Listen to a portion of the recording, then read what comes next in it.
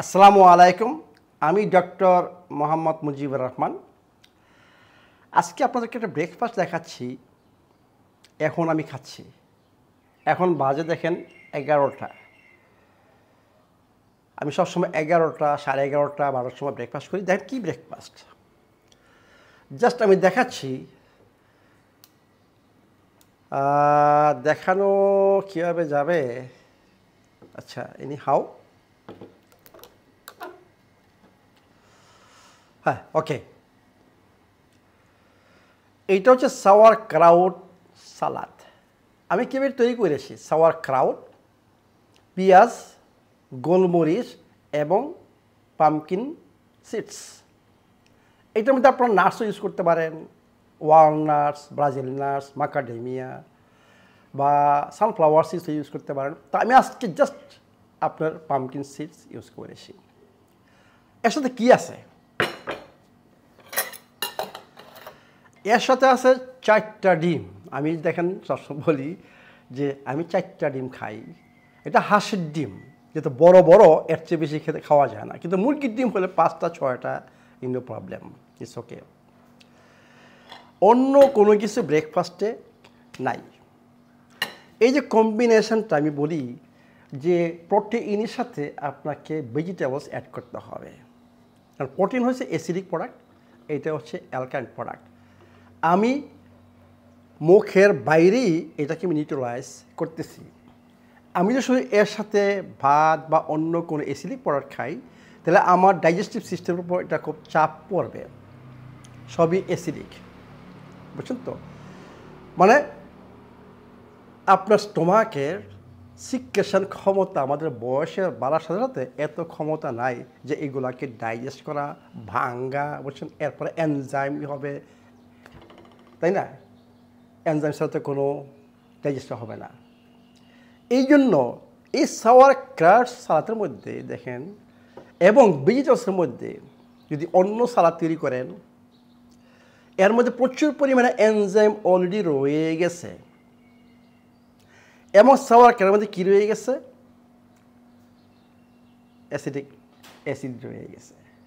এটা ফার্মেন্টেড একটা ফুড।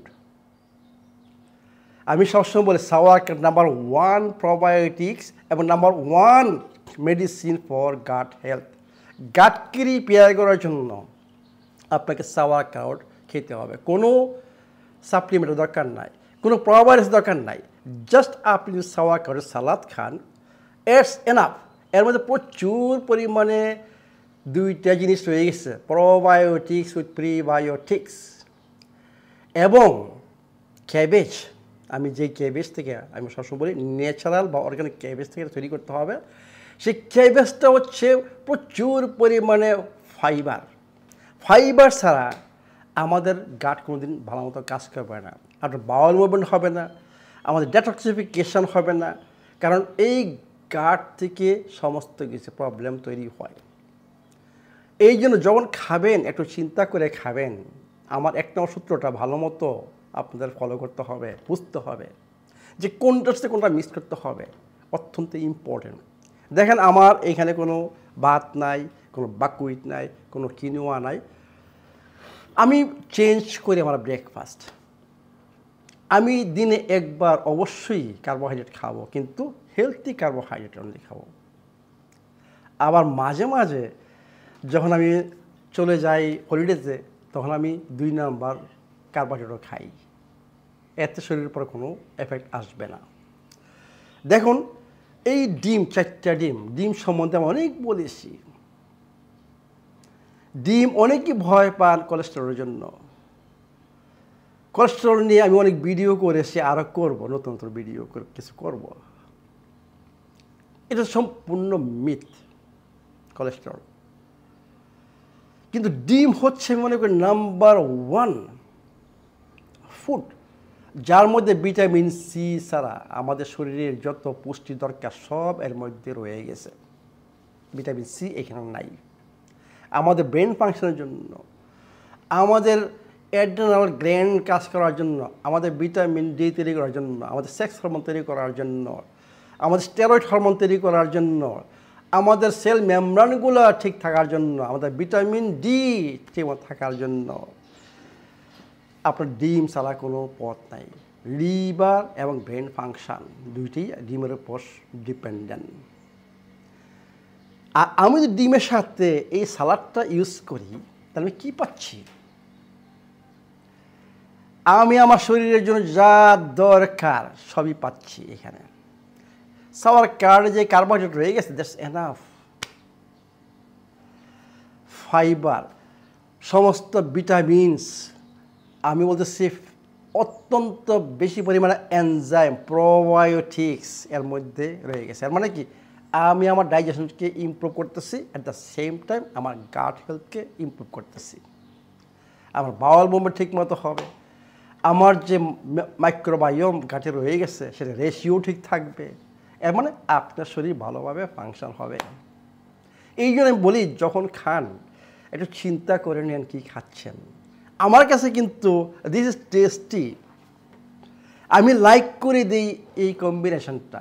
বলতে সপ্তাহে 3-4 দিনে আমি এই কম্বিনেশনটা ইউজ করি। বাকি সময় ওটস খাই, বাকি সময় মনে করেন জাস্ট বুলেটপ্রুফ কফি খাই। It depends on my mood. আমি যখন এইখানে থাকি আমি এগুলো ফলো করি। আমার বই যে 7টা উপসত্র সেটা আমি ফলো করি। আমিও আপনাদেরকে রিকমেন্ড করবো আপনারা আপনাদের যে জ্ঞান সেইটা ইউজ করেন। সবাইকে অন্ধভাবে বিশ্বাস করলে বা অন্ধভাবে শুনলে হবে না। তাহলে আজকে ব্রেকফাস্টটা আমি স্পেশাল দেখাচ্ছি এই জন্য, যাতে আপনাদের গাট হেলথকে ইমপ্রুভ করতে পারেন। আপনার শরীরে প্রোটিনের, কার্বোহাইড্রেট, ফ্যাট যা দরকার আছে। ও ভুলে গেছি, এই সাওয়ারকার সালাতে রয়ে গেছে অলিভ অয়েল। এখানে অলিভ অয়েল, সাওয়ারক্রাউট, গোলমরিচ, পেঁয়াজ এবং পাম্পকিন সিড রয়ে গেছে। অ্যাকচুয়ালি সব কিছু শরীরের জন্য যা দরকার সব রয়ে গেছে। এক্সেস প্রোটিন এবং আরও কিছু আমি সাপ্লাই দিচ্ছি পুষ্টি শরীরকে। এর মানে আমার শরীর সুখী থাকবে। এবং এই যদি খান, আপনার হয়তো বা খাবার ইচ্ছা নাও হইতে পারে। আমি এখন সব দিনে একবার বা ম্যাক্সিমাম 2 বার খাই, কিন্তু আমি ফল খাই। ফল কিন্তু এর সাথে আমি খাবো না, ফল খাবো আর অনেক পরে, বুঝছেন? অনলি ফল, নাথিং এলস। তাহলে আপনারা যদি আমাকে ফলো করেন, আমাকে যদি বুঝতে পারেন আপনার কিসের জন্য এখন diabetes, heart disease, kidney disease, blood pressure এগুলো ভুগতেছেন আমি জানি না। আমার তো এগুলো কিছুই নাই। এই জন্যই বলে আপনাদেরকে, আপনারা সেমিনারে আসেন, তখন বুঝতে পারবেন, তখন দেখতে পারবেন, আপনি ফিল করতে পারবেন। শুধু ভিডিও দেখে বা বই পড়ে বুঝছেন আপনারা হয়তো বা কনফিউজে আসেন, মানে এখন সব কিছু বুঝতে পারতেছেন না। এই জন্য আমি বলি সেমিনারে আসুন, সেমিনারে জয়েন করুন। তাহলে সুস্থতা আমাদের উপরই ডিপেন্ড করে, অন্য কেউ আপনাকে সুস্থতা ব্যাক করতে পারবে না।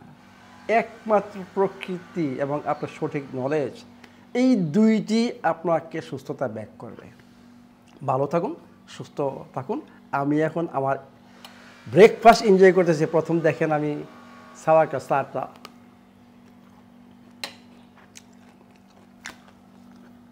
Really very tasty. Thank you.